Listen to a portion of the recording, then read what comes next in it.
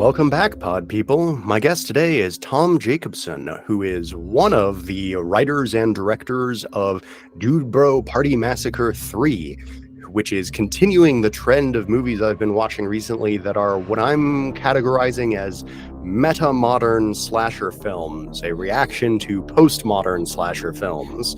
It's a really funny and genuinely great, enjoyable special effects with all of the different kills, and really leans into the use of specifically video as a medium and all of the nostalgia and comedy potential that comes with that. Tom is a member of the sort of video makers collective 5-second films, who you might know as the predecessors of Vine, which you might know as the predecessor of TikTok. And they've been making a whole lot of very funny, very entertaining films for a number of years now. Dude Bro Party Massacre 3 was originally a 5-second film, which then got expanded into a fake trailer, which then got expanded into an entire feature-length film. So, I guess my first question for you then is, tell us about the difference between making a 5-second film and making a 90-minute film. I think the biggest difference is like $500,000, which the movie wasn't quite that, but it was up there. Yeah, like having a budget. So the original 5-second film was no budget, right? Some guys came back. They went to go see Slumber Party Massacre, I think one in theaters, and they came back to the house that we all kind of met at and were shooting at. We called it Maltman. It happened to be on Maltman Street. The house is no longer there. It's been torn down. Oh. And you see it a bunch in the film and all of our films. And they came back and they're like, wouldn't it be funny if it was like a girl killing a bunch of dudes instead of like a crazy guy killing a bunch of girls? And then that night shot the 5-second film. And I think the original Motherface's mask, her name wasn't Motherface, she was just a crazy killer, was a leftover prop from a zombie makeup. So it was just like a latex mask that had been taken off a guy's face, flipped inside out, and then taped to her face. So no budget at all. And then I don't even think there was any budget for the short film. The fake trailer? The fake trailer, yeah. That was just stuff that was around the house already. If anything, maybe some fake blood might have been purchased, but we usually tried to have that stuff on hand, like in our garage where we would keep all our gear. That makes sense. But yeah, so like and with 5-second films, we did everything. It was just us. You know, we'd have friends come over and help out, but it was us lighting, it was us editing, it was us doing all the special effects. So with the actual feature film, we had like a crew, 3 grips, 3 electricians, sound guy. Quite the credit sequence. Like it takes a significant chunk of time. Yeah, so the movie is only about 90 minutes, but there's like an 8.5-minute credit sequence because we credited all of our amazing Kickstarter backers, which there were 4,000, something like that. Yeah, and they're all in the credits. And we've seen other films that have been funded by Kickstarter, and like once it gets to the Kickstarter names, they zoom past them. We kept a nice slow scroll, so you can definitely see your name in there. Yeah. Went with 4 columns though, which is sensible. Yes, 4 columns. But like you watch it and like we're doing like these screenings, and I'll look up and I'm like, man, we are still on the B's, aren't we? Holy crap. But yeah, so I think the biggest difference with the 5-second film to feature is not having to do every single job in the world on the set, right? Like I didn't have to light, I didn't have to carry C-stands. I got to just focus on the actors and the shots, which was amazing. Yeah. So given the budget that you just quoted at about $500,000, sounds like the amount that you raised on Kickstarter was about half of your budget. Yes. And then Keith Calder, who is from Snoot, came in and was like, whatever you make on Kickstarter, I'll match. Oh, And wow. he did, yeah. So Snoop did You're Next and The Guest. And the year that Dude Bro came out, he was actually nominated for an Academy Award for Anomalisa, the Kaufman film, this Kaufman stop motion animation film. That's great. Yeah, yeah. Keith and Jessica Calder, his wife, came in and matched. And it was amazing because we sent him the script, and he's like, "I have no notes. This is insane. I don't know. Like, if I had notes, I wouldn't know where to begin. I trust you guys. Make the movie you want." And yeah, that freedom really gave us a lot more jokes that we wouldn't have been able to do if he hadn't come in. We would have had to trim down the script quite significantly. Yeah, so I'm curious. There's a lot of little gags in there that are basically 5-second films inserted into the feature-length film in the form of commercials and stuff like that. Were those part of the script, Oh yeah. or okay?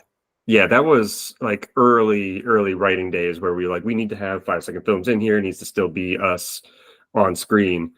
And I forget how early in the writing process, but we knew we wanted it to make it look like an old VHS tape. Yeah. Like someone had recorded it. And so I think that was kind of the birth of those commercials.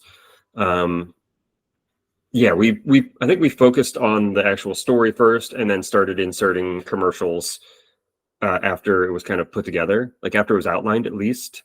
All right. That was like a really fun part where we would just like, me and two of the other guys would go meet and get beers and be like, what are commercials from the 80s and 90s that we thought were funny? And it was just like, psychics, like television or telephone mediums are really funny. Those collection of CDs, now that's what I call music and Kids Bop, those kind of things. Yeah, so it was fun getting to write those and kind of and that was a place where we could get all of our friends that we couldn't cast in the film and just kind of toss them into the movie as well. Yeah, there were several moments watching the movie where I was like, "Oh, hey, that's like Daniel O'Brien from Cracked, isn't it?" Yeah. We got the Cracked in there, and the Awkward Kids who used to do like rap. I think the rap battle, like the Disney princess rap battles. They had a great YouTube channel, and we collaborated with them a ton. So yeah, it was like a fun way to kind of throw our friends into it. Nice. Yeah. And I imagine that sort of split up the filming a bit because there's no need for those scenes to be filmed with the other actors or on the same locations or anything like that. Yeah, so we had what we called X unit. We had our main unit, which was about 12 to 13 days of filming, where it was like the main chunk of Dude Bro. Okay. With like full crew, full cast, catering, call sheets going out. Like an actual proper production was about 12 days. And we shot, I'd say, about 90% of the movie with that. And then the opening montage, which is a montage of Dude Bro 1 and 2, which don't exist. Right. About 50% of that was X unit, where it was just like, all right, we can, like my death, I get my face pushed onto a juicer. That was filmed like on a weekend, a month later, where we were like, all right, we have the time. We storyboarded out. We, had a fake head and boiled an eyeball, painted my iris on there, and then smashed that into the juicer. And then that was all X unit. And then a couple of the other kills, some of them we were like, we want these to be huge and gory. So I think the very first kill is someone gets their head cut off with a saw blade. And that was like, we need professional makeup artists to do this. So we hired professional makeup artists. And that was like one of the first days of filming, I believe. Might have been like first or second day of filming. We shot that first death. Yeah. So it was split up like that. And our producers were fantastic. Michael Peter, Ben Geely, Sarah Farron, and Dave Gare. Michael Peter and Ben are members of 5-Second Films. So they know how we work and knew what we were capable of on our own. And then Sarah and Dave came in and kind of added professionalism to the madness that was us. They'd be like, do you really want to do this? It's like, yeah, we can do that on our own. Don't worry about it. She's like, but I can get you a professional makeup artist. It's like, all right, let's do it. Yep, you're right. Put the money into it. Yeah. Yeah, that having a budget allows you to do things like that. It does. Yeah, it's crazy. Yeah, Yeah. that's interesting that you're wearing a Toxic Avenger T-shirt, which of course listeners can't see, and your budget is almost exactly the same as that of the Toxic Avenger. Oh, the So, original? yes, Amazing. That's awesome. of And course not adjusted for inflation, but yeah, like what would that be? Like 2.5 million now, something like that. which is crazy to think about. Yeah, and still using a hollowed out cantaloupe for one of the best head crushes ever done. Yeah. So Yeah. Yeah, we got a lot of inspiration from Tropa films. We watched a ton of those for a lot of our kills. Yeah. yeah. Oh yeah. They're certainly very inspiring for low budget filmmaking. I Yeah. agree. Yeah. My own recent slash stick short, which I guess is this category that we could put yours in as well. So many categories that yours could fit in. I used the exact same head crushing melon technique. Amazing. I love the term slash stick. I actually haven't heard that yet, and I think we're gonna start stealing that. Yeah, I've been trying to popularize it. I forget where I first heard it, but as soon as I did, I was like, "That's it. That's the genre that I've been thinking about so much." I like it. Yeah, that's awesome. Oh man, so you've opened up a bunch of different avenues of discussion that I want to go with. I'm really curious about characterization in these different unusual ways of making films, and VHS as a medium that you clearly have a love for. So let's go with that first one first.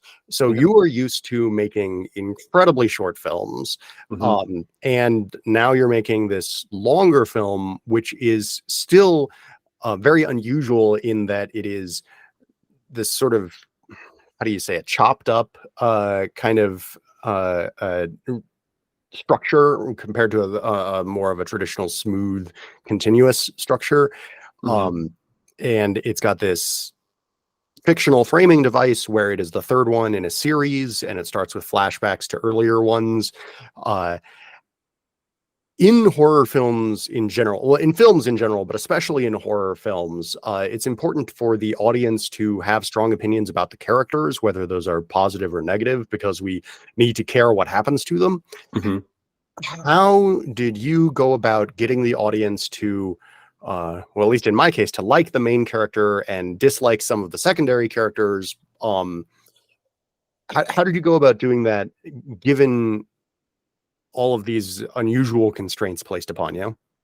A lot of rewriting, a lot of table reading, but also a lot of our members, like Alec Owen and John Worley and a few others, are like professional writers.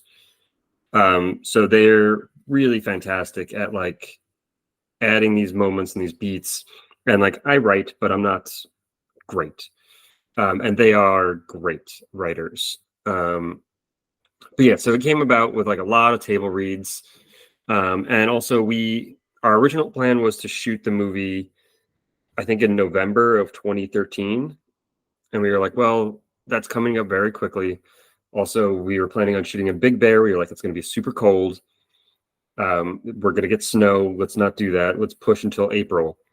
And that gave us an extra 5 months of like really sitting down and honing the script out, working on everything. I think I storyboarded almost every single scene, like almost the entire film, unless it was just like two people talking next to each other. It was like, I need the story. Here's a stick figure.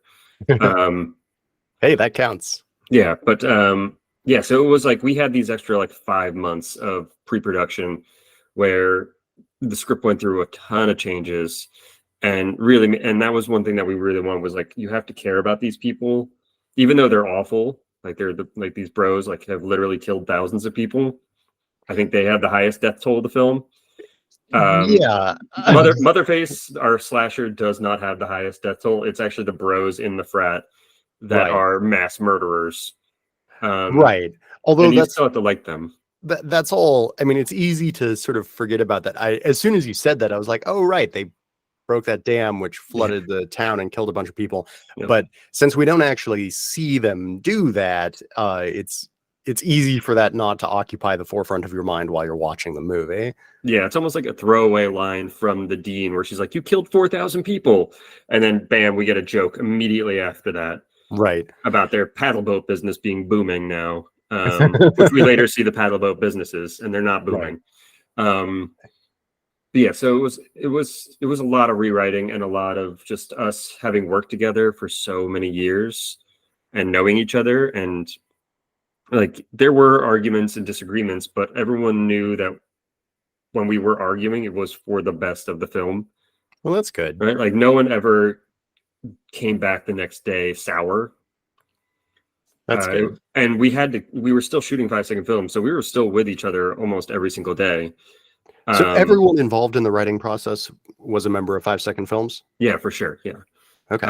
Not everyone in 5-second films is credited, but there are lines in there that like Kelsey Gunn, who plays Samantha, she's not credited as a writer just because she wasn't in the writer's like room typing.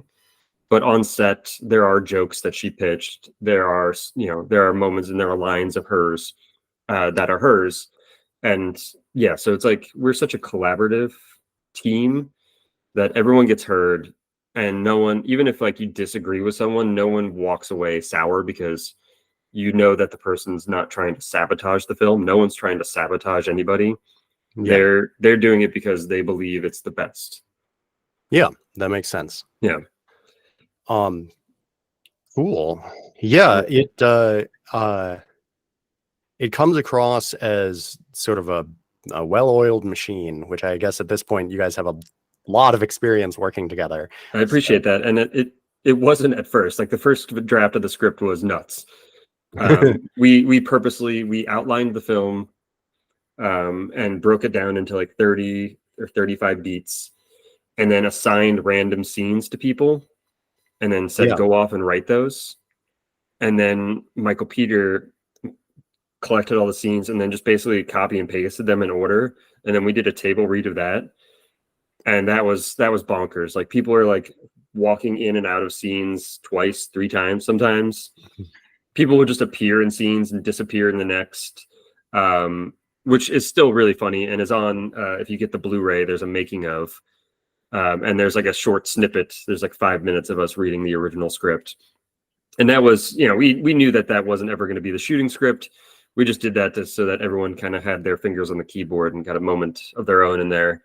Yeah, it's part of the process. Yeah, and a lot of jokes did stay. Like I think Tim wrote the we have all the room in the world. It's called Outside, when they kick some of the bros out. And I was like, it's such a perfect joke that it's in the movie. Like it stayed through every single draft.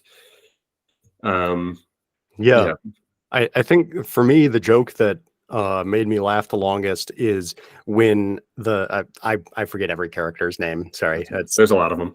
Yeah, is when the bro who's been like having a mental breakdown the entire film realizes that he has not been talking to a dead guy. He's been talking to the dead guy's twin brother this entire time, and his mental breakdown just stops. Yep.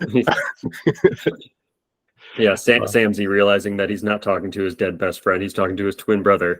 Yeah.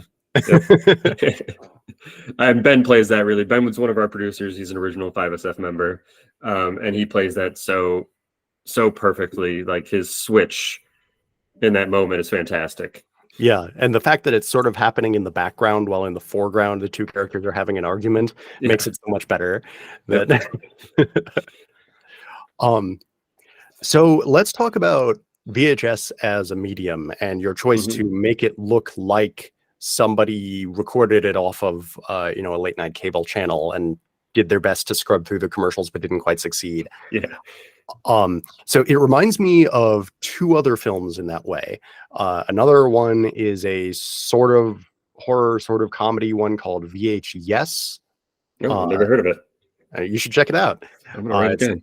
It's a similar premise in that it's like you're watching somebody's home video where they recorded random stuff off of late night television, and also recorded their surroundings, messing around with a camcorder, but it's children and it's not a single film that they're recording. It's snippets of various television shows. Right. And then the other one is August Underground. I haven't heard of that one either. Oh, okay. Well, that one's extremely different. It is a like a fictional snuff film. it's the intention is that this is like a videotape that was recovered from a serial killer's house. Mm-hmm. And so, and I interviewed the creator of that one. Just came out about 2 weeks ago. And in that one, the creator, Fred Vogel, is extremely dedicated to the purity of his artistic vision. And so and the authenticity of it by his unique standards. And so I'm really curious what specific editing techniques you used to make this look like a VHS, just so I can compare and contrast them with how he described doing it. Yeah. So I think we knew from the beginning that we wanted it to look like a VHS tape, and we wanted it to be 4:3 because we wanted to find a way to make the least amount of money and the least marketable film ever. We made it part 3. We made it 4:3, which before Wes Anderson ever did that, and then made it VHS quality. So we wanted to make the least marketable film of all time. But yeah, so we shot the movie on a Red Epic. It was edited together. And then once we got a cut that we loved, we went to a friend of ours who owns Point of Blue Studios, and he actually happened to have a way to take a digital file and transfer it to VHS tape. And then he handed me that VHS tape of our cut. I went home. I had 2 VHS tapes or 2 VCRs at my house. I had bought, I forget what movie it was. And I put that in there, and I recorded Dude Bro over that tape. And then I recorded it onto a clean tape, like a never been used before tape. And then, the really messed up one, whenever there was when you would rent a movie as a kid, like Fast Times at Ridgemont High, the Phoebe Cates coming out of the pool scene was always very overwatched. Like people would rewind and watch, and rewind and watch, and rewind and watch. So that scene, like if the movie got rented 100 times, that scene got watched 1,000 times. So anytime there was like boobs or Alex butt, I would kind of mess the tape up intentionally, like whack it. I'd smack the VHS player. And so all the artifacts you see are real. It is an actual and then I went back to my buddy at Point of Blue, and he digitized those tapes. I think it was 3 tapes. There was like a master, a really messed up, like re-recorded version, and then like a slightly messed up version. And he did like a 1-to-1 transfer, and each one was like 90 gigs for each copy. And then on a hard drive, we took those, and then we kind of spliced together those cuts and like where we wanted, and like we watched them, and we're like, oh, when Turbo throws the beer can, there's like a glitch, like an artifact happens when it hits the guy's head, and we didn't add that just happened. And so like we would add like little scenes from each kind of cut to where we thought it needed to be. So the movie is 99% actual VHS tape, except for anything you need to read. So there's like 2 reading jokes. There's one where he looks at like a newspaper clipping and sees like local bros enjoy friendship. And then when he goes up and he finds like the clue board, and like there's like a bunch of little jokes on there. The VHS tape was unreadable. Even the cleanest version, like you just could not read. So those, we took the actual red footage and just put like a VHS filter on it. So those are the only 2 shots, I think, in the entire film that aren't from an actual VHS player. That's amazing. That's almost exactly the same technique that Fred Vogel used for August Underground. So that's really great. Yeah, there were definitely bits like the I don't know what the word for it is, but the bit where sometimes like the bottom of the screen, the bottom few pixels are sort of smeared. I don't know what that's called. That's like drifting or something, maybe. I'm not sure. But yeah, that's all real. And as I was watching like the commercial, I knew the commercials would be coming up. So to get that kind of like, I just like smack the VHS player a bunch, or like stick my hand in and like shake it around to kind of get that transfer. That's Yeah, fantastic. yeah, Yeah. yeah. That's great. Although That I was a fun do, evening. I I can imagine. Yeah. Um, although I do think Fred has you beat on least marketable film ever. Yeah. uh, he Yeah, also I'm gonna write introduced a August Underground down. yeah. Be warned, it is a very gross horror film, so if that's not what you're in the mood for, don't watch it. All right, I'll watch anything once at least. Yeah, there you go. Yeah. Uh, and he also introduced a lot of deliberate artificial scarcity by like only producing like 2,000 copies of the VHS version or 1,000 copies of the DVD, etc. All right. But I'm in any case, yeah, I'll ask you the same question that I asked him then. Given that you're doing all of this work to degrade the video quality of the end result, why did you record it on a high-end camera in the first place? We had it. Oh, all right. The cinematographer John Salmon, who's one of my directors, one of the writers, and also plays Nedry, the nerd with the big Coke bottle glasses. The one in the wheelchair? Yeah. He owned the camera. It was his. Ah. So it was like we have a free camera, and I think we actually rented some nice lenses because we wanted some like really fun zooms. Yeah, I think it might have been Panavision that we got lenses from, but we'd have to ask John Salmon. I can't remember that kind of stuff. It's so not. I was a cameraman for a very long time, like just as for work, and I'd be hanging out with these camera nerds and they're talking about lenses and like new cameras and builds and the LUTs they put on their cameras. And I'm like, dude, I don't care, man. Like, it's going to change in a month. Like everything you just said will be outdated next month. Like it's not worth me keeping up with it. So I eventually transferred out of camera and went to electric. What do you mean by that? Went to electric? Because Dude Bro pays very little, and directing a movie like this pays nothing. I work as a grip electrician for films and commercials. Oh, that's what you mean. Yeah. Okay. So that's before the strike. That's what I was doing. Yeah, and just to clarify, none of this is breaking behavior because this is an independent film. It is not associated with any of the studios that are being struck against. Yes, and I'm also not SAG or WGA at all. A couple of our members are, and even though this is an independent film, they're still like standing with their SAG brothers and WGA brothers and sisters, and not doing any of the promotion for the tour that we have going on right now. Oh, okay. Yeah. Interesting choice. Yeah, but we make no money, so this is not breaking any rules. Yeah. Has the film broken even? Did that guy who gave you half of the budget, did he want that money back at some point? So yeah, I don't want to talk too much about the deal with him. No worries. Yeah, but we're getting there. All right. Our merch sales, like we just produced some really awesome new merch that we're doing for these screenings. We have VHS tapes. We have a novelization, actually. Two of the guys, Alec and Brian, who play the main character and the cop Sminkle, wrote the book of Dude Bro Party Massacre 3, complete with commercials and complete with some extra scenes and some added backstory.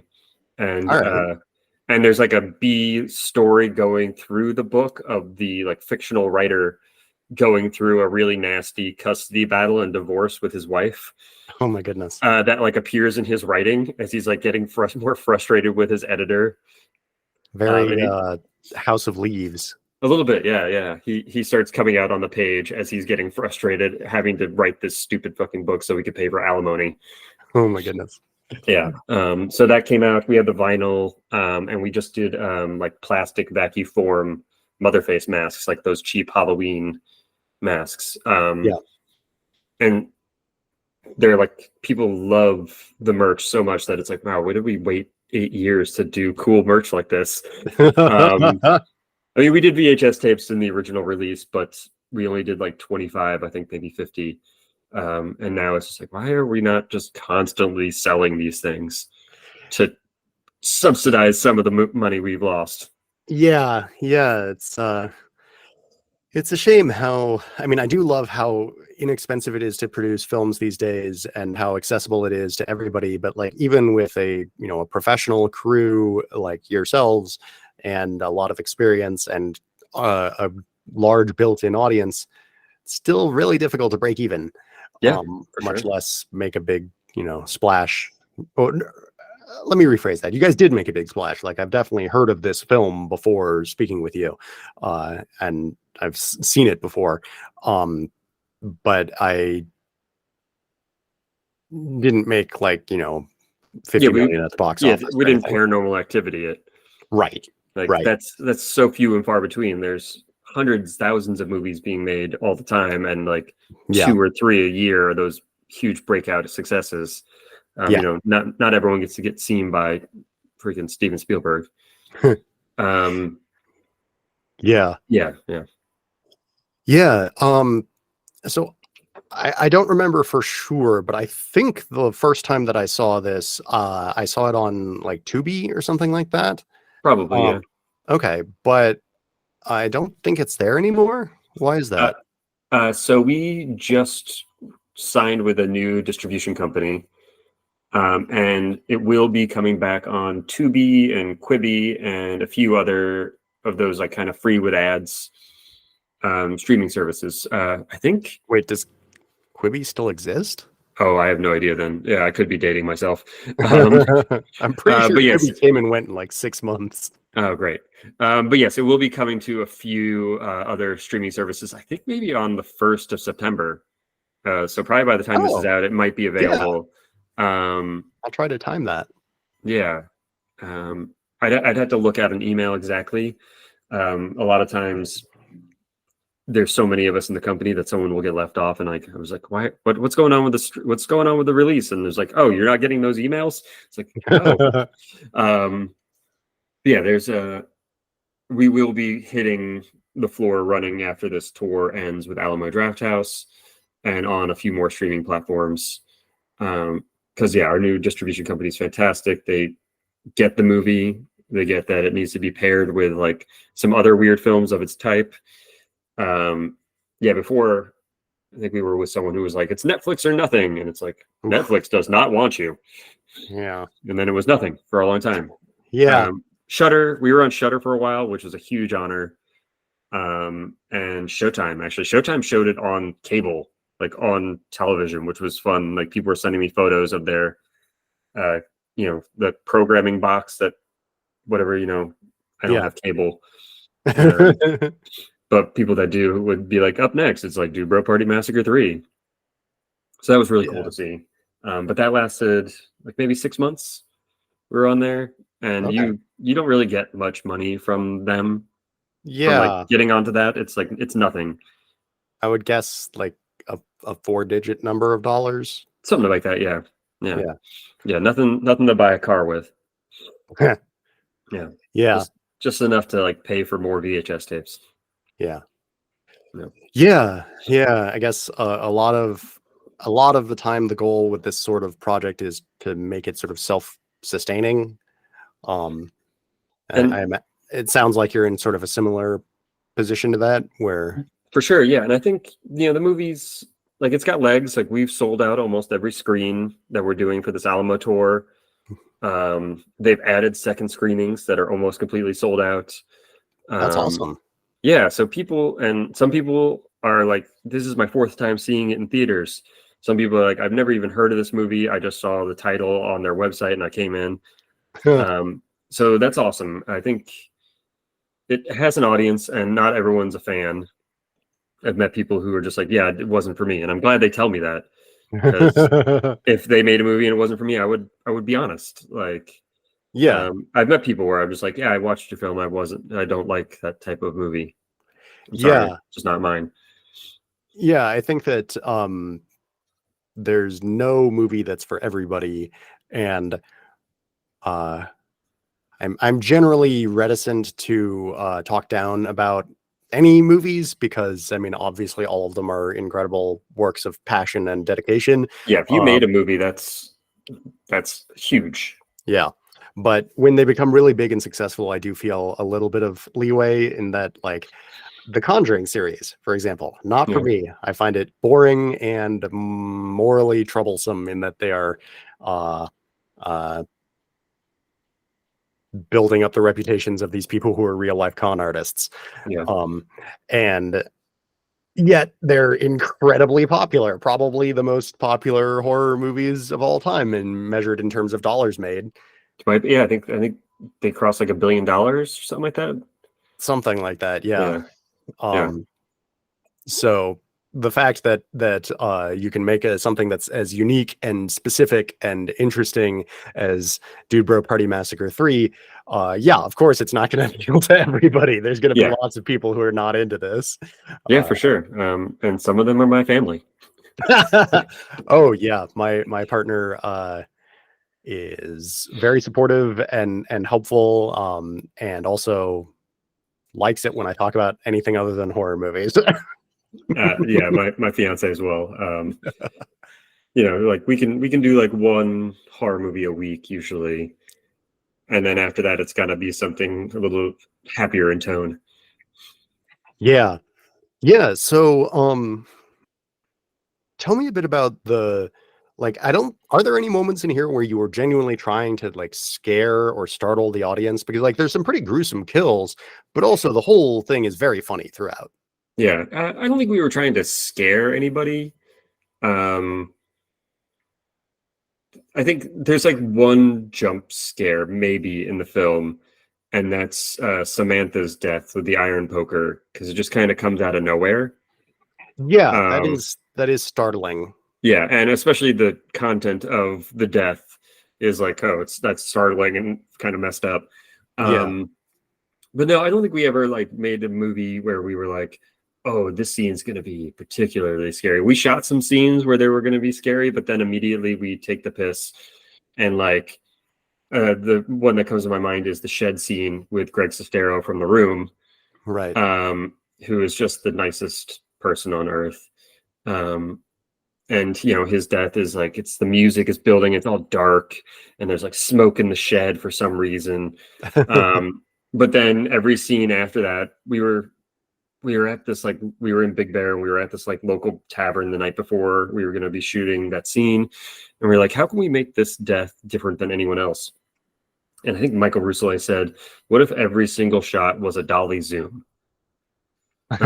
Which is like that jaw shot where you dolly the camera in and zoom out, or vice versa.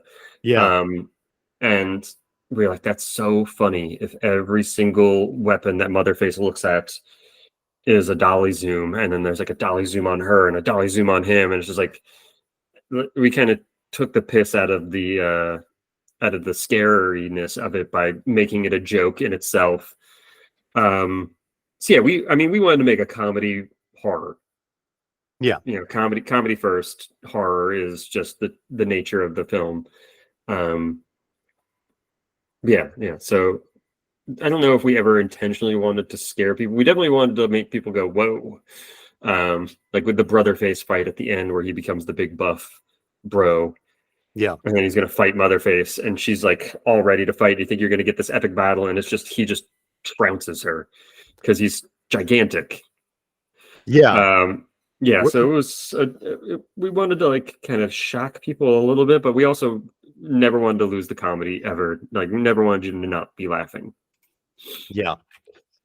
Yeah, it's interesting thinking about the structure and writing style of comedy and horror, how in a lot of ways they're very similar, that there's like the buildup of tension and then release. Yeah. And so I've seen comedy horror movies that incorporate both aspects, or lean more one way or the other. And it's interesting how there are a lot of things in this that like really could have been played straight, but there's just so many jokes. It's a mile a minute the entire way through. Yeah. That it's just really, really funny the entire way through. And this movie, I believe it came out in 2013, right? 2015, I think. 2015. I Okay. think. Maybe So, 2014. Okay. Time kind of blends together, especially after 2020. Yes. Yeah. I The completely world is agree. blurry. Like it's just like, what year is it? Yeah. It's almost 2024. Holy crap! I think it was. I mean, I have the VHS here. But but in any case, the specific reason I was wondering is because the scene of bro possessed by all the ghosts of dead bros versus Motherface uh reminded me a lot of the scene of Hulk versus Loki in the first Avengers movie. Okay. And so I was trying to get the timeline right of like, did that come out after? Was that like a coincidence?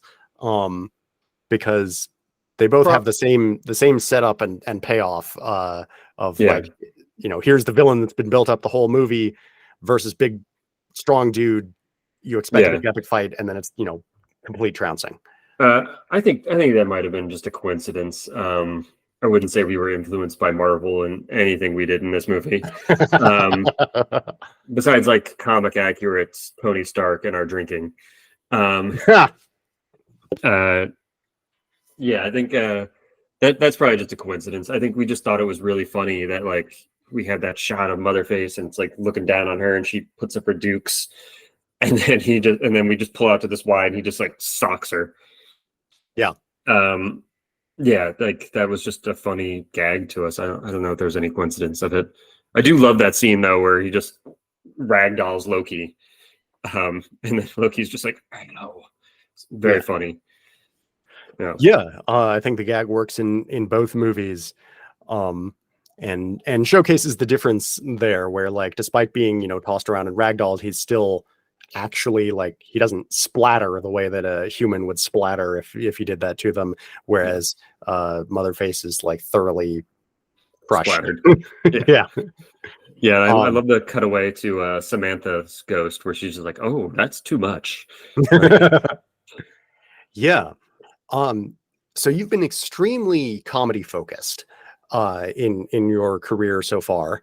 Do you have intention to like I based on how good you are at timing things and the quality of the kills and stuff like this, I think you could do a straight horror movie. I would imagine pretty easily.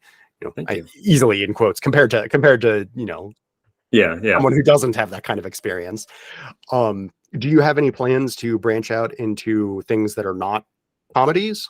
Yeah, for sure. I mean, like I never considered myself a comedian until hanging out with the guys and girls from 5 Second Films and like getting involved in that. And like, I loved comedy growing up, but horror was always the genre that drew me in. And I mean, I guess Evil Dead 2 is a horror comedy. And that's the movie I watched when I was like 11 and was like, I want to make movies. I have Bruce Campbell tattooed on my arm. Great. And I got his autograph and I got that tattooed. Nice. Yeah. So horror comedy holds a very special place in my heart, but just straight horror is what I want to do. And I have a few scripts. I did a Kickstarter for a short film that is purely horror. Is that available to watch? We actually did not make the short because we realized even with what we raised, it wasn't enough. So we're doing a comic book version of it. Oh, all right. And I'll send you the first issue. Awesome. Just like a digital copy of it. Yeah. It's called The First Curse. It's a horror set 40,000 years ago. That's fun. With Neanderthals trying to survive a horror. The feature script is written. It's super brutal. There's zero dialogue. Sort of like Genndy Tartakovsky's Primal. We were writing the script when Primal premiered, and I was like, "Oh, this is good because one, it shows that the format works. Ours obviously isn't as like sci-fi as his, right? His has like humans and dinosaurs living together, right? Ours is like historically accurate. Read a ton of books about the time period, and unfortunately, people were sending me this bloody disgusting article a few months ago about a movie coming out called The Origin, which is a horror movie set 40,000 years ago that is set to come out later this year. Oh, fun. So it's like the idea pool was there, someone was going to grab it, and these filmmakers grabbed it first. We're still going to do the comic book. Yeah, I love it. We're going to do a comic book with the full feature script. So it'll be 5 issues, I believe, 5, maybe 6 issues if we can get it all in there. All right. Just basically almost like a picture book, because there's not going to be any dialogue either. Because my writing partner and I, we watched Quest for Fire. And after about 5 minutes of people going ook ook ak ak, it's really, really hard to take it seriously. So we were like, they are not going to speak at all. They're going to be, from the moment you meet them on screen to the moment that they're killed, they're basically in a hunt. And so it's going to be a lot of like hand signals and like hunters' cues to each other. Yeah. So yeah, the first curse, and then I've written a few other like straight horror films, but nothing has been produced yet. Yeah, and if you're going for the low budget, I assume, which is what I would categorize Dude Bro Party Massacre 3 as, then yeah, you do actually need to raise money. Yeah. It's a struggle. It's something I think about every day. And I watch a ton of horror films. My Shudder is always on. I love that Shudder just has like the streaming option where you can just like Shudder go on there TV. and it's just a movie that's on, and I love that. So I'll just stick that on, and like if I'm just like, it's lunchtime, what am I gonna watch? Well, what's on Shudder? Oh, Dead and Buried is on. That's a great film. Let's watch it. Yeah, I love that idea, but unfortunately I have this itch in my brain where I have a giant list of like important movies that I've never seen, and if I don't check something off the list, I feel bad about myself. But my definition of important is pretty different from most people's when it comes to movies. So I would imagine it's probably up there with my importance. Okay, yeah. Like I'm going to be interviewing Graydon Clark in a bit, and so I'm watching every movie of his that I can find.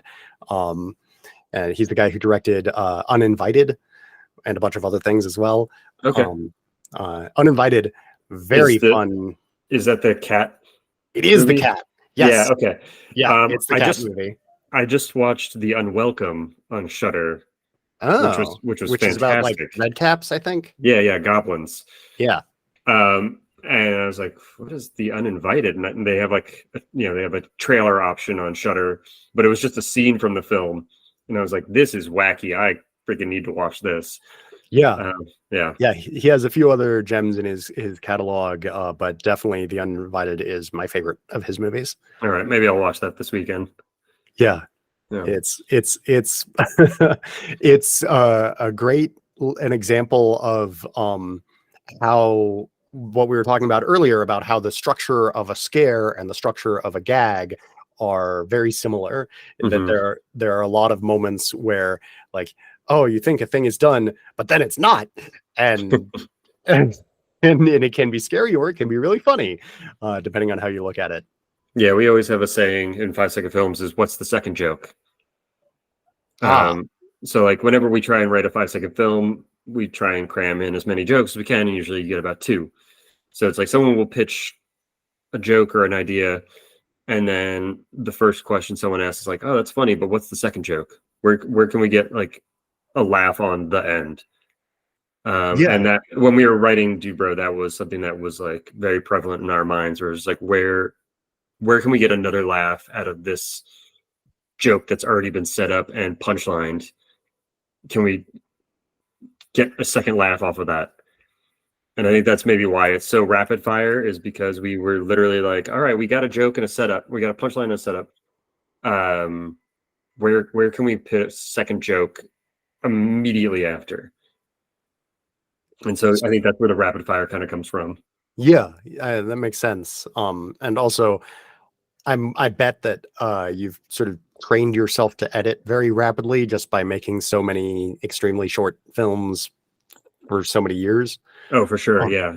What does a script to a 5-second film look like? Given that the stereotype is that a movie script the number of pages is the same as the number of minutes of the final film. So by that logic, a 5-second film script would be like 1 sentence long. But I'm guessing because they each have like several cuts in them.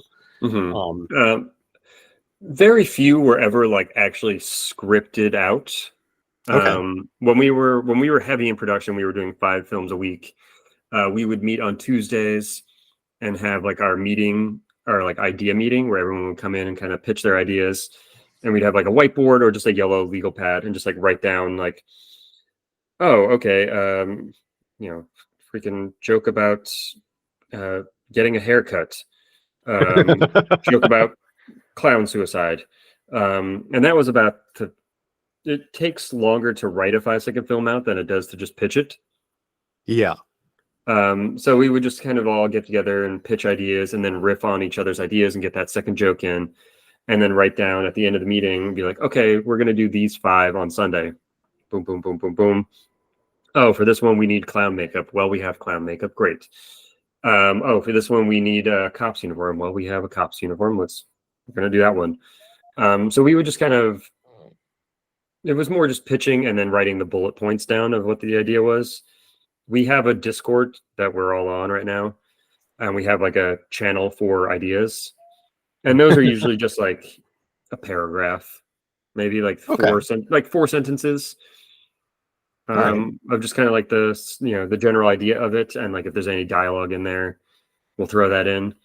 And sometimes it's just like, I have this joke about like cooking pancakes, but you flip it over and it's a roadmap on one side. And it's like, I don't know where to go with that. And then like someone else will kind of come in on the Discord and just be like, oh, what if it like leads to the bathroom because the batter was bad. Like, it's just kind of like we're still spitballing, but now we're spitballing in a form. Yeah. It's an extremely collaborative and iterative process. Oh yeah, and it always has been. Yeah. Cool. And yeah, it's like when we were shooting heavy, we'd shoot the 5 in one day and be like, all right, who's taking what to edit? And it'd be like, all right, I'll take 2 to edit. You're going to take 1 to edit. This one was your baby. You were super passionate about it. You edit it. Sometimes it was like, oh no, you can cut that one. And then they would bring a cut and you get like a new joke in the cut. Oh yeah. Yeah. So you've been making internet videos for a long time, and this is your first time making like a feature film that's been, it's getting theatrical runs and things like that. You mentioned wanting to make a short film that's outside of the 5-second films family. Did you make any other short films besides those before embarking on this feature? Yeah, for sure. I mean, outside of 5-second films, a few, and then inside of 5-second films, I made a bunch with them. We were teamed up with Up Rocks, and did like videos for them, and did a bunch of shorts for like a year. I think we released a short a week, which was a ton of work. Yeah, but still a lot of like practice. And we did like horror comedy ones, we did horror ones. But yeah, then before teaming up with 5-second films, I had only been in LA for maybe a year and a half before kind of getting into the company. And that first year I was in film school. I went to the LA Film School, which was a year program. And then, yeah, I would say like 6, maybe 7 months after graduating, like kind of got involved with the crew. And then never really left there. But yeah, I mean, in high school made short films and music videos for friends' bands. Yeah, I was part of like the TV production team in high school. Nice. And yeah, and then after 5SF, yeah, like for the first, like after we filmed Dude Bro, we all kind of like didn't hang out for a few months. Like I think we had spent so much time together, a little bit decompressing. And then like we all kind of got together one day and we're like, man, I'm so depressed, dude. Like I miss you guys. And everyone's like, yeah, I feel depressed too. And it's like, yeah, I really miss you all. And we're still all very good, close friends. We hang out all the time. That's great. Michael Rousselet, who plays Spike, is getting married at the end of September. I'm one of his groomsmen. I'm getting married in October. He's one of my groomsmen. Well, congratulations to both of you. Thank you very much. Yeah, and like all Married the five life of us, is wonderful. I can't wait. I can't wait to stop saying my fiance and just get to say my wife. Aw. Um, I could tell that you were restraining yourself from doing a Borat voice just then. It sounded a little bit. like. Every now and then it kind of comes out. But yeah, so we hang out all the time. We still collaborate all the time. And whether it's on 5SF stuff or it's on just like, hey, dude, I have this idea. Can I run it by you? And then we'll riff and work with each other. Yeah. So to answer your question, yes, I've made a few short films. Nothing as rewarding as working with 5-second films or Dude Bro. Like small music videos here and there. And then, life kind of has gotten the best of me in these past couple years. Since COVID, I've been focusing on like woodworking. Oh, nice. Like when COVID happened, I just got this like kick in my head. I was like, I need a dining room table. And so I made a dining room table. And like I'd always been kind of a woodworker and a crafter. But now I bought a house with my fiance in December, and I have a garage and I have my shop in there. And when it's not so hot, I'm usually in there working on something. And then, try and still write at least once a week on something and keep that muscle strong. Good. Yeah, whether it's just for me or it's for fun, it's just, kind of got to keep that thing going because, it's like a bike. If you'll get wobbly if you don't ride it every day. Yeah. Yeah. That's that's cool and a good metaphor because I tried riding a bike for the first time in like 15 years a while ago, and I was not good at it. Yeah. They say it's like a skill, once you learn, you'll never forget. And it's like, yeah, you never forget, but you're not good anymore. Yeah, like I kind of forgot how turning works. Like, do I need to lean or not? Yeah. And that's cool that you mentioned woodworking. I do not have experience woodworking, but I've always wanted one of those little free book box things out in front of my house. And one of my neighbors is a woodworker, and just recently, like, he taught me how to do it, and I made my first thing out of wood. Yes, yeah. It's a satisfying process where you have this idea, and then you see this pile of wood, and then you shape it into something. And I think, like writing a script is very much like that, where you have this blank page and then you start crafting it, and then it comes down to shoot it, and then you shoot it, and then you're like, now you're looking where your blank page was, and you're now editing the video on your laptop or your desktop. So, it's just anything to kind of keep crafting, to keep making things. I'll never stop that. Like I'm making I have a bunch of Ninja Turtle toys, the new like NECA turtle toys. And I'm making like a diorama for them because I'm a grown man with action figures, and I'm making a play set for them. So that's just been like when it's like super hot out. There you go. Oh, I love it. Is that Liu Kang? No, this is from the He-Man crossover with WWE. Okay, all right. So I actually forget which guy this is. I grabbed a few of them because they're surprisingly fun to fiddle with. Yeah.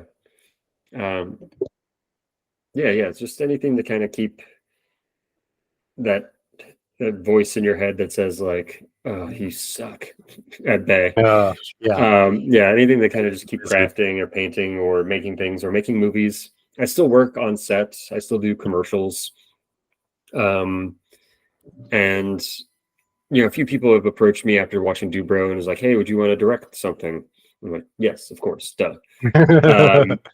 And the thing always comes down to money. It's like not money for me, but money to even just make the thing. Right. Like I don't have everybody work for free. Yeah, I don't need much money. Like just give me a sandwich and I'm pretty happy. Sandwich and coffee. But like you need a camera to shoot a movie, and yeah, you could shoot it on an iPhone, which I'm all about. I'd be down with that. Yeah, I But you shot. need hard drives. You need a crew. Like you got to pay your crew. Yeah. That's one thing I've always been super adamant on. Is like you can get your friends for a weekend, and that's all I would ever ask from a friend, because I would give anybody a weekend for free. Yeah. But you got to buy lunch. Making movies are expensive, even when you're being as cheap as possible. Uh, yeah, Yeah, it's amazing how consistently, and this is far from the first time I've said this on this show, how consistent the advice is to feed everyone. yeah. That that's the only piece of advice that every single person I've ever spoken with about filmmaking agrees on is make sure everyone has food. Yep, absolutely. Make sure it's good food. Like I've Yeah. worked on sets where they get the Subway platters, and that's such a morale killer. So yeah, on Dude Bro, we made sure we had some really fantastic catering. And then on days when we were ex-uniting and just kind of doing these like things on our own, we would still do yummy.com or Grubhub and get like actual food and not just be like, all right, guys, here's some DiGiorno pizzas. Like I'm willing to work to the bone, but I need some sustenance. And Yeah. we were shooting in Silver Lake, so the quality of food around us was high, and the deliveries were kind of just becoming a thing. Um, yeah, yeah. Feed your crew. Yeah. So speaking of .com stuff, you've been involved in making films for the internet through several generations of structure of platform and things like that. How have things changed over time for people making video for the internet, and where do you see it going in the future? Oh, that's a great question. Thank It's you. changed, I guess, in the sense that one, it's 9:16, right? Like you got to shoot everything vertical. Oh Um, God. yeah, Yeah, you I you guess gotta so. like now when we're doing a new 5SF every week now. Every Tuesday, it releases on our Instagram, our TikTok, and our YouTube. And I think our YouTube is the only place you can see the 16:9 version of the film.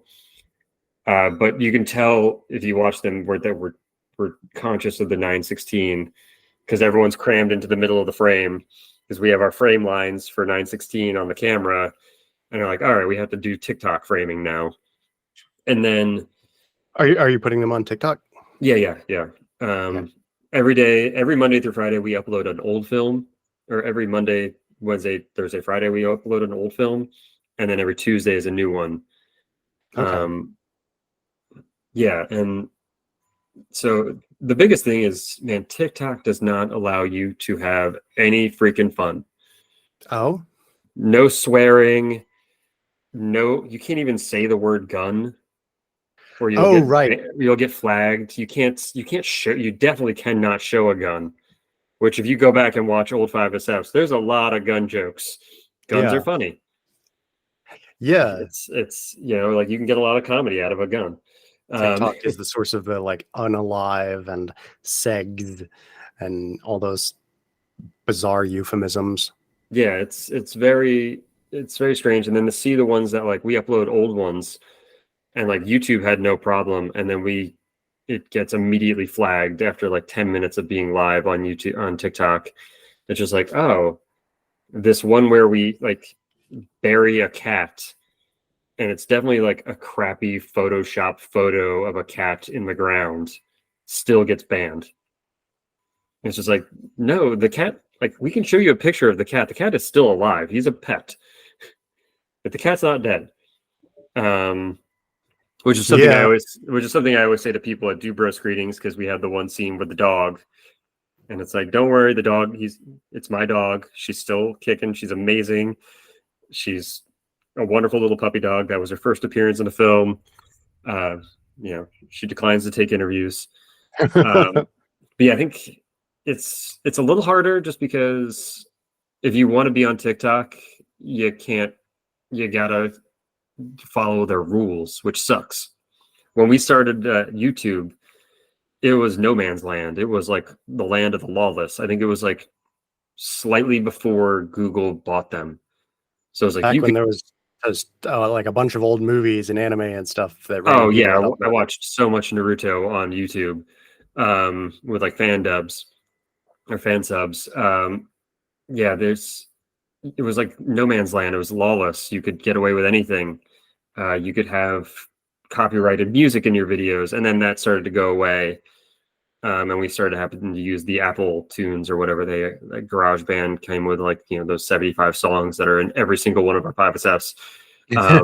It's maddening. But I thought you were you were going to allowed, say every single one of the YouTube videos. basically, but you're allowed to use them copyright free, which is great. So the Right. algorithm didn't ping you. But yeah, now it's like on TikTok, it's so like if you want to make something narrative and not just a video of you dancing, TikTok is not the place to go. Mm. Instagram almost isn't even the place to go. YouTube is still kind of the place to go if you want to do a short film that isn't going to be flagged to hell by I don't even know who's flagging it. Like, if you're following 5 second films, why are you flagging our films? But people Yeah. are. I mean, I think a lot of it is automated, and a lot of it is your stuff gets suggested to random people who've Yeah. never heard of you before, and Yeah. The one that comes to mind is Late for Work, where it's a guy. It's our most popular video on YouTube. A that's guy the one where wakes the guy up. says "fuck" for an entire day. Yeah, it's 5 seconds of him just saying "fuck" as it cuts through his day, and it ends with him falling asleep, going. That lasted maybe 10 minutes on TikTok. It was banned so freaking hard. It's because it's just one long fuck. And they're just like, no swearing. It's I thought this was America. I'm sorry. I thought I could say fuck, but apparently you can't. Yeah, I mean, it's interesting because I mean, TikTok is a Chinese company, but apparently the version of TikTok that is in China is pretty different from the version of TikTok that's in America. That they're both of them are very heavily restricted, like in the ways that you've been describing. But the one in China goes much further in really trying to make everything on there be sort of pro-social content. All right. But yeah, saying this is America, I mean, true, but the platform that you are on is Chinese. It's not, they don't share those same like ultra pro free speech things that Americans do. Yeah. So, and yeah, the future, I don't know, like, hopefully a new platform. I would love if a new platform came out that was focused on more, I don't want to say produced shorts and videos, but like videos that like are meant for like a platform for filmmakers to put their shorts on that are easily viewed. Like YouTube used to be that, and then the vloggers kind of took over. Yeah. And YouTube was like, oh well, and ad money went to vloggers because it was such a easy thing for them to pump their ads into. And then the shorts kind of started. All of our friends that were making like a ton of money off of YouTube started to see their money disappear because it was all going to vloggers, and then vloggers kind of fell out. Like Rain Johnson, was that his name? I don't know. He was like a huge vlogger for a while there. It's like, where the hell is that guy now? He's probably counting millions of dollars in the Bahamas or something. Yeah, I would love to see a platform like Vimeo tried. Vimeo is like where you go if you want to put like a 4K awesome short film that you're pretty sure no one's going to watch. Because no one's just like scrolling Vimeo like they do YouTube. I go right before this meeting, I was watching YouTube on my television. I was watching like classic SNLs. And so it's like, as readily available as YouTube is, I would love an application for short films and filmmakers to have that promotes artistic freedom and creativity. Like, obviously I don't think like porn porn has its own channels. Like they're doing great. They're doing just fine. Yeah. But like someplace where like someone could do a short horror film and I could just be like scrolling through and be like, oh, what's this 3-minute horror? All right, I'll give that a watch. Yeah. Oh, I like this. I'm gonna subscribe to this person's channel. And like it wasn't edited, it wasn't censored. It was just their raw ideas, which I would love. Yeah, and by it wasn't edited, you mean it wasn't like a third party didn't force Come in creative and be like, decisions upon them. yeah. It wasn't like, oh, you kill a puppy. But it It's was like, edited no. it was edited in the sense of like post-production effort went into it. Yeah. Like I'm not looking for like the cannibal Holocaust trials here, where like you got to show that your actors weren't actually murdered. Oh yes, the trials. Yeah, yeah, that's a great moment in filmmaking history. Yeah. Yeah, listening to your description of what you're looking for, it really sounds like Tubi for shorts.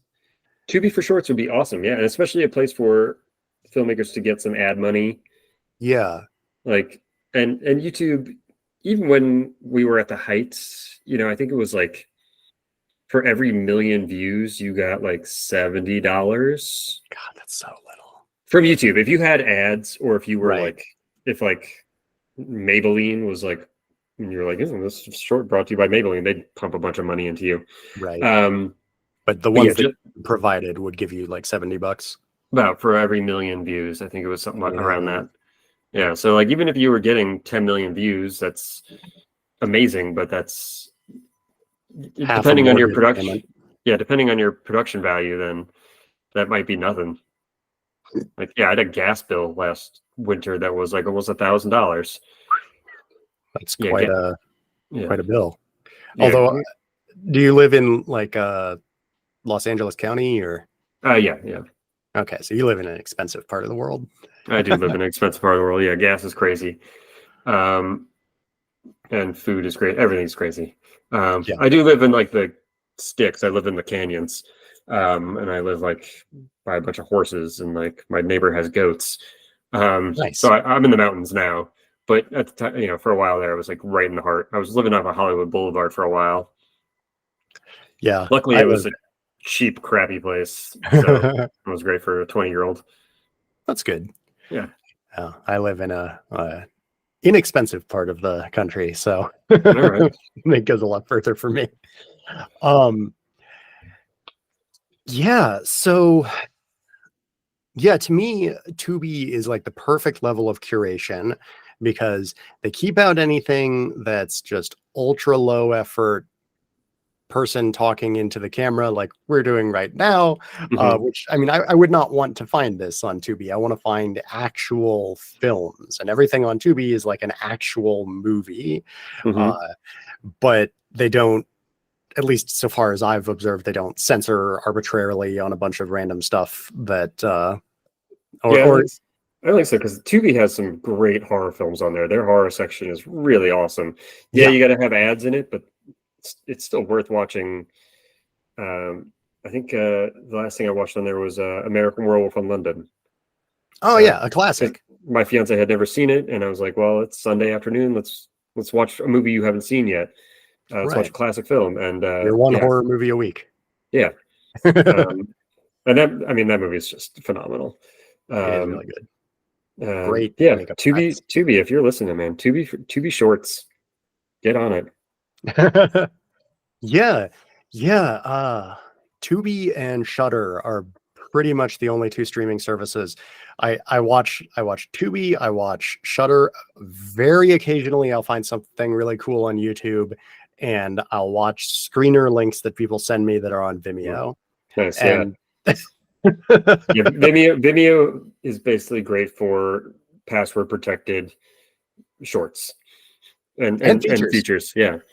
I mean, I think I sent you Dude Bro on Vimeo. You did, yeah. Yeah. And that's been there since since day one, since that's the first upload.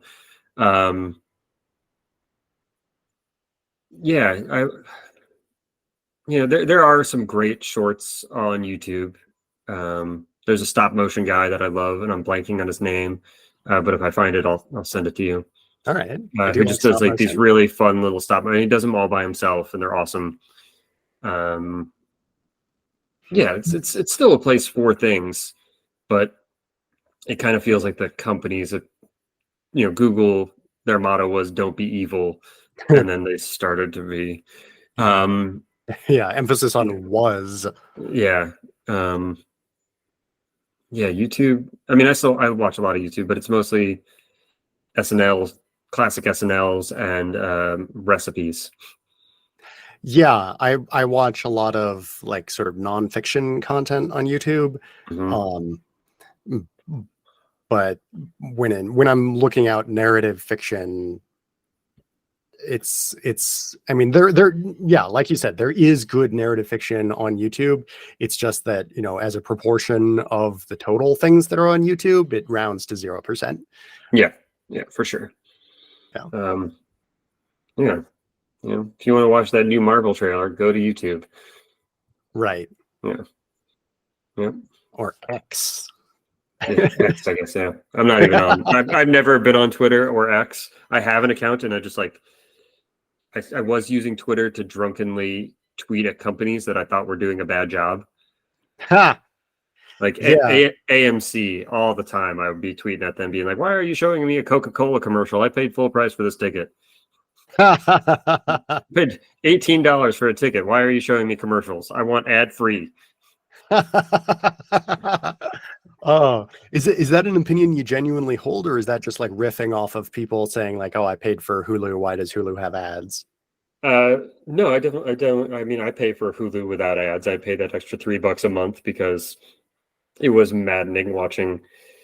It would be the same like 6 commercials for a month, right? The commercials never cycled through. It was just 6 commercials, and by the time I memorized the commercial, I was so angry at that company.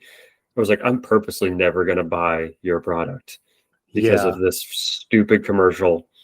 So I was like, $3 a month to not have ads, worth it. yeah. Yeah. Tubi has been showing me the same 3 commercials for the same one product for a while now. Yeah. and it was already a product I was never going to purchase in the first place. So Yep. yeah. Yep. Yeah. It took me a moment to remember that AMC has a streaming service that you would be referring to. I thought you were talking about like the commercials that they show before feature films in the theater. Yeah, I am. Yeah. Oh, Yeah. okay. Yeah. Like there'll be like Coca-Cola commercials or like local commercials. I'm okay with, like, if it's for a local company. I'm out here in Santa Clarita, so there's like some local shit that goes on sometimes. Like, that's all right. Fine. Get your business out here. You're a local company.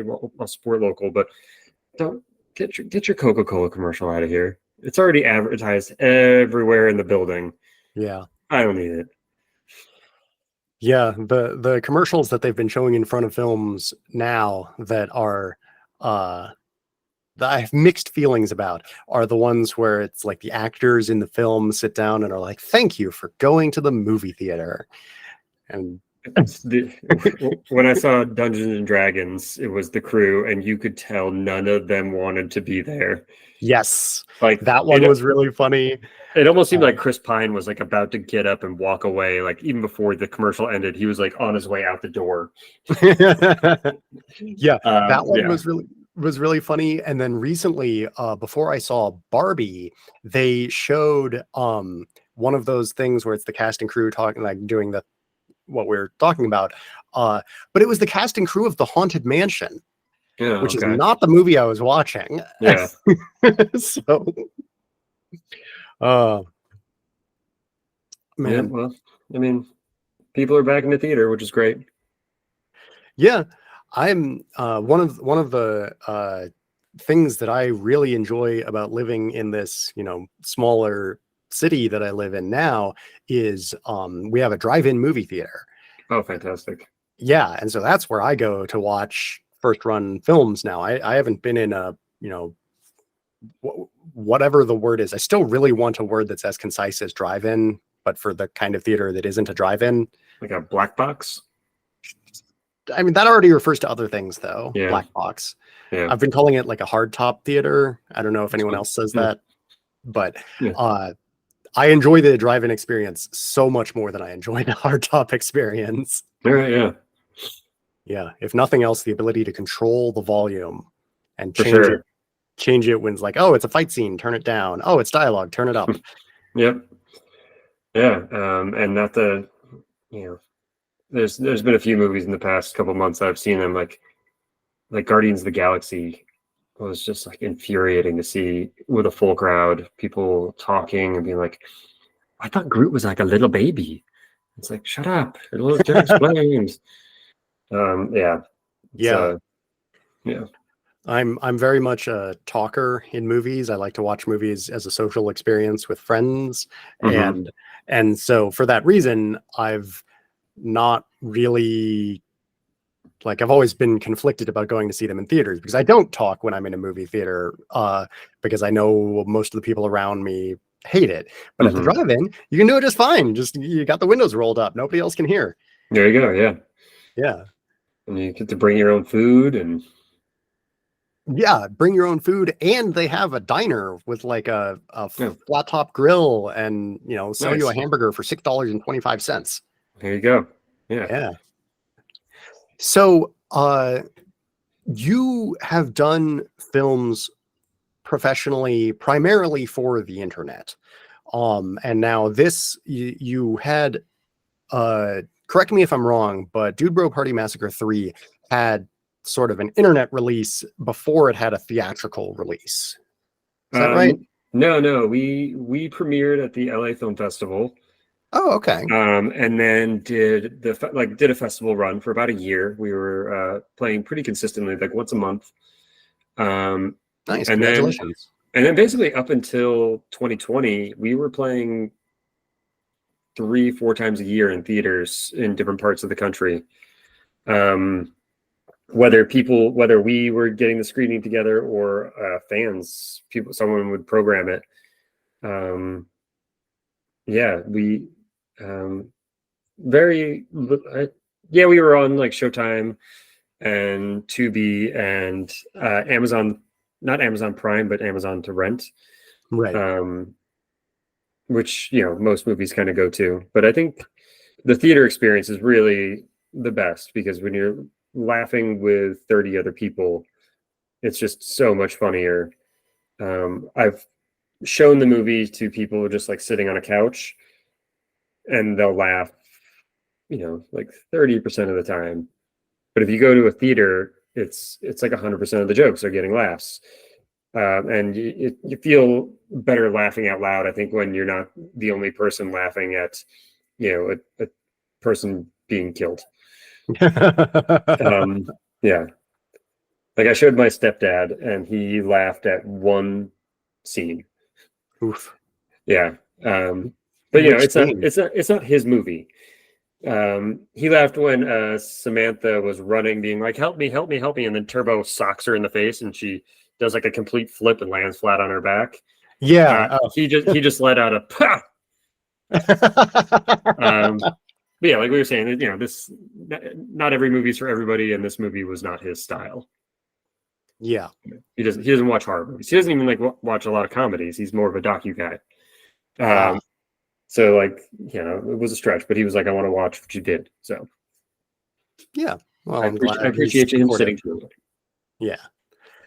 Okay. So, where do you see the future of low budget independent films going, since you've had experience on a bunch of different ways of making movies and distributing movies, and watched the rise and fall of a bunch of different platforms, and then all of the craziness that the pandemic did to physical theaters. Mm-hmm. What do you see now that we're on the downturn of that? What do you see as the future of low budget independent films? Yeah, I love that there are now these platforms for that. Like we keep talking about Tubi, and we're going to get you a sponsorship from Tubi, I swear. Yeah, like they'll take anything. It feels like, as long as they can put some ads in the middle of it, and it feels like they'll take just about anything. Yeah, I think the future is bright for filmmakers because now you can I mean, like for a while there, you've been able to buy your own camera and make your own film and just do it yourself. But I think now that there's the internet and now that there's more people out there that are a little more hungry for something different, right? Like Yeah. I think if you have a different idea and you do something that no one's seen before or hasn't seen in that way, then you're going to find an audience. Or you could just do a straight slasher film with Winnie the Pooh and make a couple $1 billion. Yes. Yeah, like Did I what? detect a note of resentment in your voice? No, good for them for doing it. I mean, I've heard that it's not. I have not watched it yet. I've heard that from people that I trust that it's not great, but it has some good kills. I would say Which, the opening is great, and yeah, then the rest of it is not. I think in a horror film, what you can ask for is some good kills and a good score. If you have those two, if Okay. you have those two things, then I'll give it a watch, and I will watch Blood and Honey when it's available to me through one of the channels that I have. Yeah. Like I'll out of morbid curiosity, I will definitely watch it. Especially now that I think the director's gone on to say that he's going to do some other domain-free Yeah, popular he's gonna do characters. like a Peter Pan or something. Yeah, great, do it, dude. Fucking fill that niche, man. Someone's got to do it. Yeah. And if you can, do it. Oh yeah. If anybody is listening and wants a public domain property that nobody has done anything cool with yet, the Hardy Boys Oh, just they're entered the public public domain. domain. They, as of January 1st of 2023, the first 3 Hardy Boys books.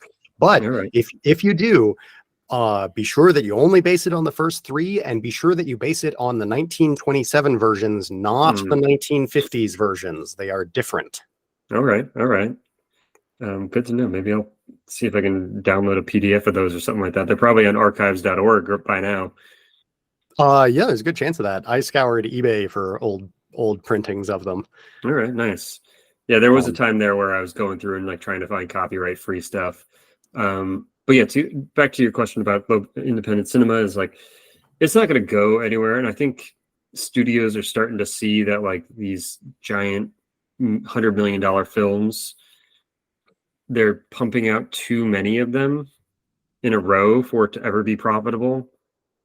As opposed to like a few, like 20 years ago when it was like you had the one blockbuster from Paramount that was coming out in October in July, Yeah.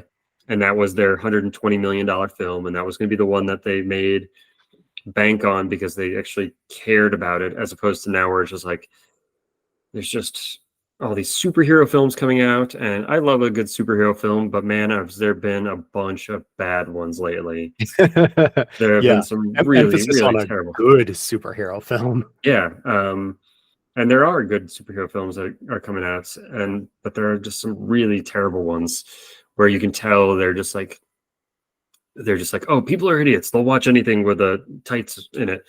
And it's starting to get proved that that's wrong. Yeah. And so I think, it used to be that people were like, oh, the day of the $5 million film is dead. I think we're going to start seeing some more $5 to $25 million films from studios also, because they need it. They can't just bank on a $200 million film anymore. They're going to start needing these $5 million ideas to make $7 million, which is a profit, which is great. If a movie makes a profit, then it's thumbs up. Well, I mean, traditionally, my understanding is that like if a film has a budget of 5 million, it usually has a marketing budget of another 5 million. So it really need to be like 12 to be that nice $2 million profit. But yeah, it's interesting to me that you called out $100 million as a big budget, because to my mind, like 20 years ago, $100 million was a big budget. But nowadays we got like, how much was that Little Mermaid remake? I bet it was more than 100 million. Yeah, it was probably 250 with another 250 in advertising. Yeah. Yeah, I'm just thinking of like what I would like. What I could do with hey, yeah, you're right, 250. Yeah. And it made 560. Yeah. So it did make a profit, but proportionately not a huge one. Yeah, I think One of my favorite quotes, I think, is it's either Lloyd Kaufman or it's Roger Corman, who says, someone asks, like, what would you've made all these low budget films. What would you do if someone gave you $10 million? And he's like, I'd make 10 $1 million films. That's Roger Corman. Yeah. Yeah. And I love that quote so much. It's like, a huge part of me wants to see Christopher Nolan go back and do a $5 million film. Like, see if he could actually still pull off just story and not spectacle. He did that recently, actually. He made a short film. He shot it on an iPhone, and it's like 5 or 15 minutes long or something. It's this little film noir thing. He made it a few years ago. And it's definitely worth watching. It as I was watching it, I was like, I can't tell if I'm watching a Christopher Nolan film or like the world's best Christopher Nolan fan film. All right. Interesting. I didn't know that he had done that. That's awesome. Yeah, I mean, it didn't get any coverage anywhere. It didn't get any theatrical release or anything like that. It was just like, it might have even made it during the pandemic just because he was like bored and couldn't do anything else. But he needs to make something. I love that. Yeah. Yeah. And I haven't seen it yet, but Robert Rodriguez made another $7,000 film a few years ago. Oh, did he? Okay. Interesting. Yeah. I love that then. Yeah. Yeah. Like, keep your skills sharp. Yeah. And it's amazing. You were talking about how the future is bright because everything's so much more accessible for young filmmakers. And I agree. But it's really interesting to me. I read a lot of books written by filmmakers about, you know, their life and their career and how things have changed over time. Or actually, usually they're sort of snapshots of particular eras, and then I compare them to other time periods. And it's fascinating how much it seemed to be that, like, in the past, the big problem was, can you get enough money to pay for all of the literal film stock that you need and all of these other things, and then make a movie. And then if you have done that, now you're set. The movie will make a profit. Just because there's only a certain number of films being made each year, and all of them need to be are going to be in theaters because theaters need to show things, and then they're going to make money.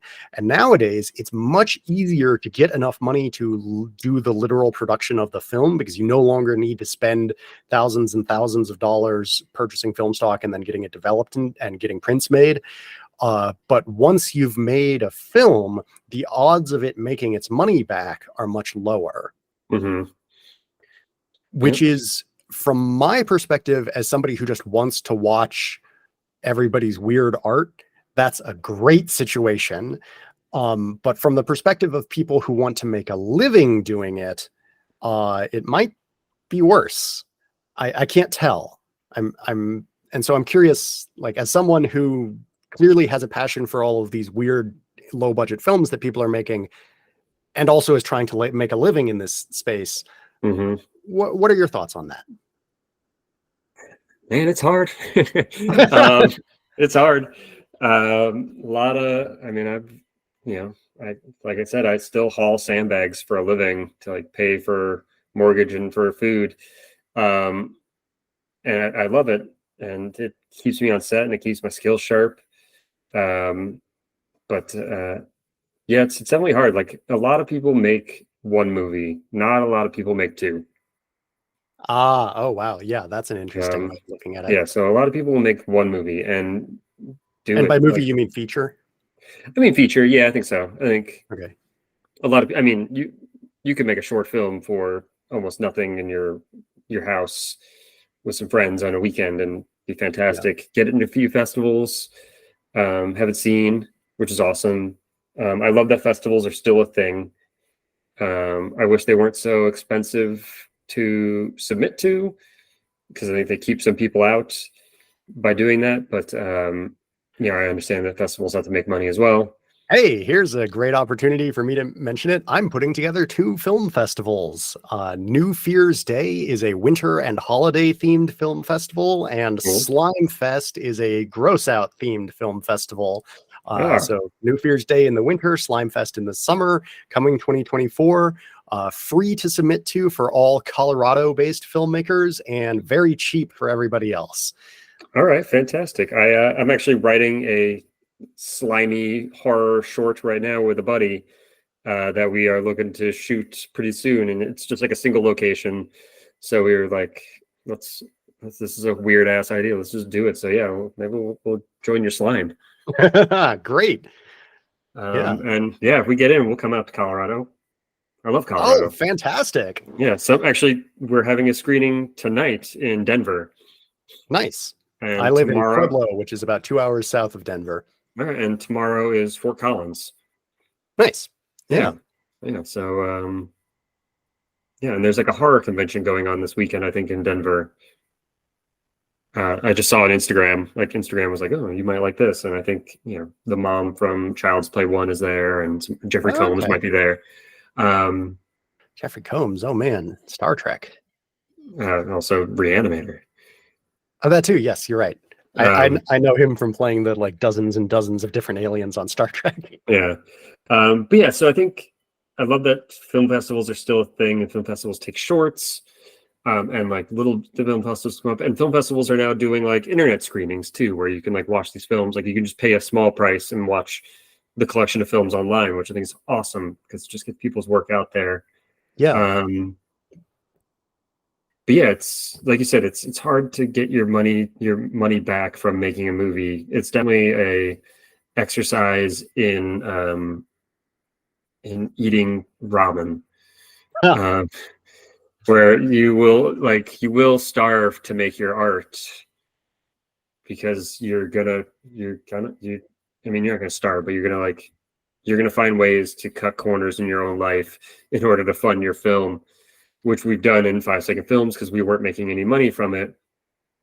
So like all the props that we ever had always came from our own banks. And all of us work in like I think every single person in 5-second films works in film in different aspects. Some of us are writing big television shows. Olivia was in some big television shows. And then some of us haul sandbags like myself. Yeah. It can be somewhat dispiriting to hear that like these people 5-second films that I've been hearing about, and I haven't watched all of your stuff because you got ton of stuff. 1,400 of them.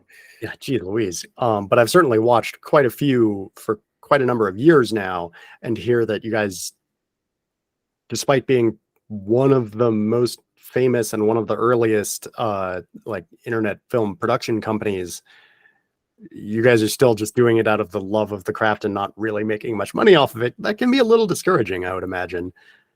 Yeah. But I think because we were just shooting, I think last Sunday, and it's such a phenomenal feeling being around these people that I love and are my best friends, and creating stuff and like asking each other's opinions, that it's worth it. And I understand sometimes like when I started in film, I was 20 and I'm 37 now.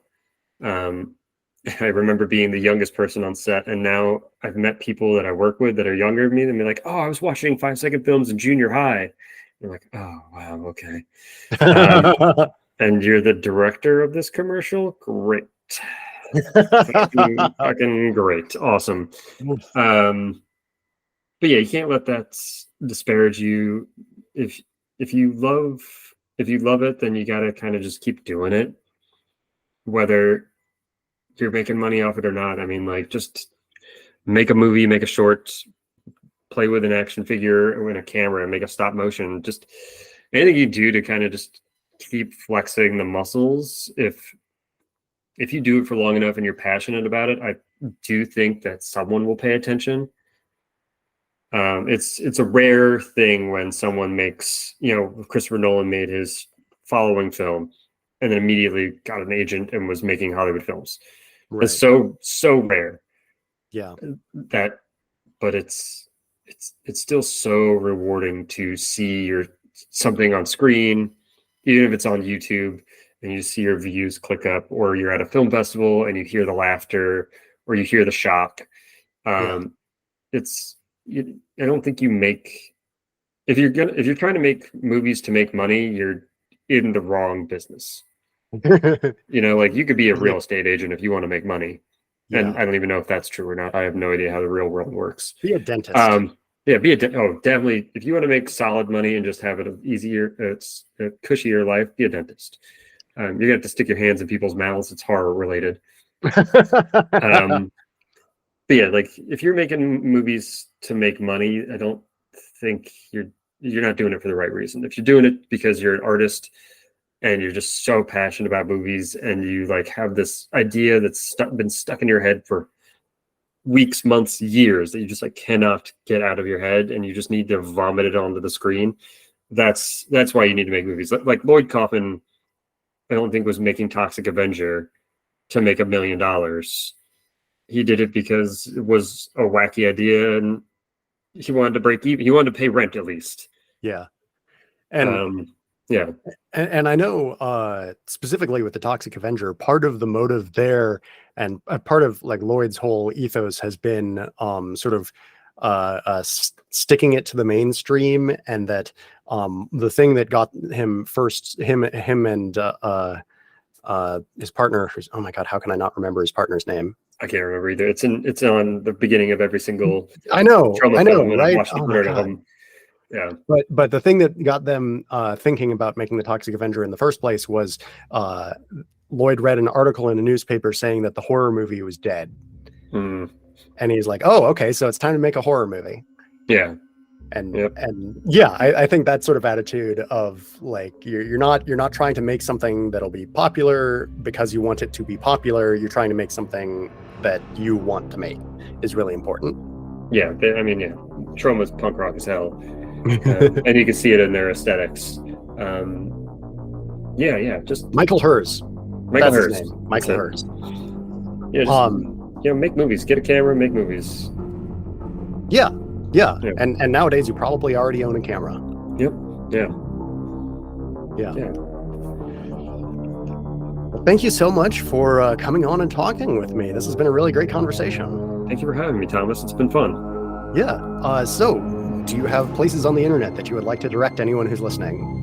Please, follow us on the TikTok and Instagram and YouTube at 5 Second Films. You can find us anywhere. Dude Bro Party Massacre 3 will be coming to some streaming platforms. Those streaming platforms I'm not 100% sure on just yet. But if you follow us on any of those platforms, other Instagrams and socials, we will be talking about it endlessly on there. Dude Bro, I don't know when this episode will be coming out, but finishing up probably October 2023. Okay, then our tour with Alamo Drafthouse will be all done, but we are trying to set up something on our website where if you want Dude Bro to come to your town, to a theater near you, submit it to us. We'll reach out to the theater, and if we can sell half of that theater out, then 1, 2, 3 of us will come out to that screening. Oh, cool.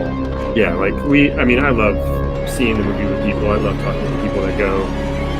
We have some awesome merch. Our vinyl is available through Sweatband Records.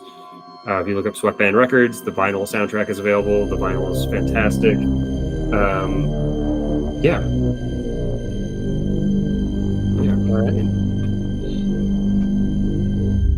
And that's all I have to say about that. Da da da da da da da da da.